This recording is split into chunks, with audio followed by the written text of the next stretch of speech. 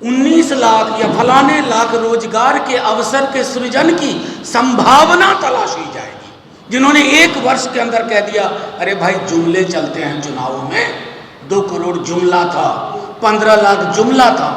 ये है उस पैकेज के तमाम कागजात। ये मेरी जेब से नहीं निकले हैं, पीएमओ के कागजात हैं। नमस्कार, न्यूज़ फॉर नेशन देख रहे हैं आप। आपके साथ मैं हूं ऋचा शर्मा। कमजोर वकील और झूठी दलील कभी भी आपको जीत नहीं दिलाएगी, ये कहना है आरजेडी से राज्यसभा सांसद मनोज झा का। उन्होंने कहा है कि जिस तरीके से बीजेपी ने ये कह दिया अपने एजेंडे में, अपने घोषणा पत्र में कि 19 लाख युवाओं को रोजगार देगी, ये जो दलील दी गई है वो बिल्कुल भी खोखली है। क्योंकि बीजेपी इससे पहले भी कई दफा कहती आई है, लेकिन जो कहा गया वो कभी पूरा नहीं किया गया।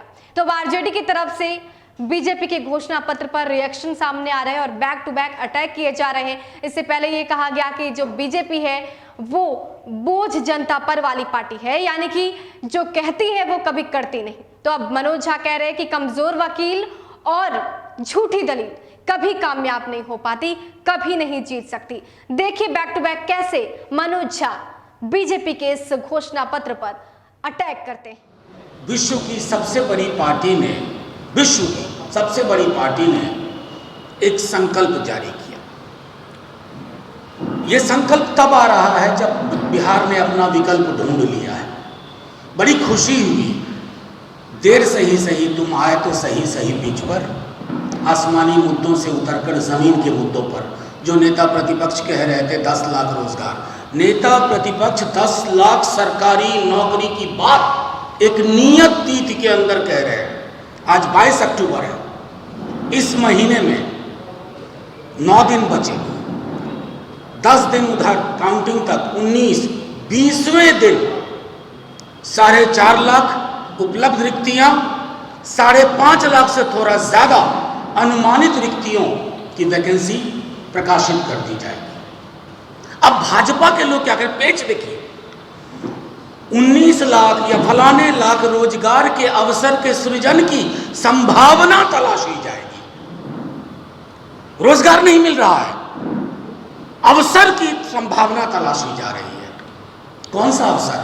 वो 2 करोड़ रोजगार वाला जो 14 ईस्वी में कहा माननीय प्रधानमंत्री जी ने, और यह 15 लाख सबके खाते में आने वाला, वो तो मैं ईमानदारी की दाद देता हूं अमित शाह जी की, माननीय गृह मंत्री जी की, जिन्होंने 1 वर्ष के अंदर कह दिया अरे भाई जुमले चलते हैं चुनावों में, 2 करोड़ जुमला था, 15 लाख जुमला था।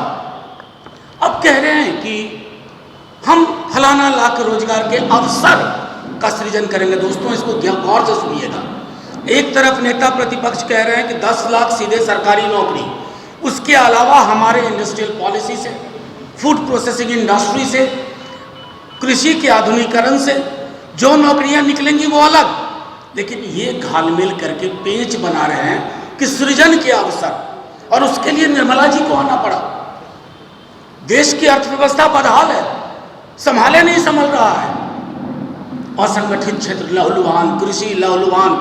आप विकास दर में बांग्लादेश से पीछे हैं, पर कैपिटा में कितने पीछे हैं। खैर उस सब के लिए कोई और दिन।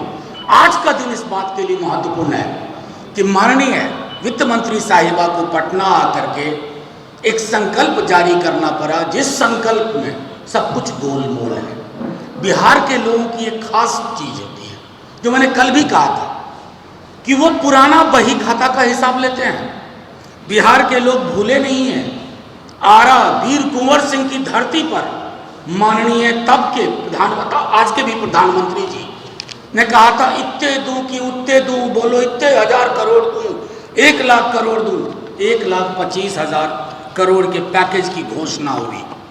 दोस्तों ये है उस पैकेज के तमाम कागजात। ये मेरी जेब से नहीं निकले हैं, पीएमओ के कागजात हैं।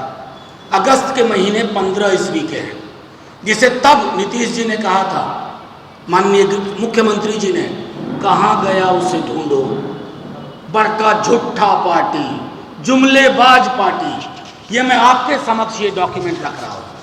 अगर आप एक एक चीज का इसमें निर्णय करें, फार्मर किसानों का कल्याण, शिक्षा, कौशल विकास, इतने हजार करोड़, इतने हजार करोड़, इतने हजार करोड़, बिहार के लोग ऑडिट अपना करते हैं, वो ऑडिटिंग कर रहे हैं।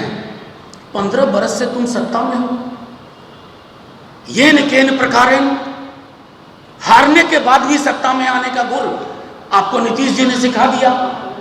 आपने बिहार को क्या दिया, कितने रोजगार दिए?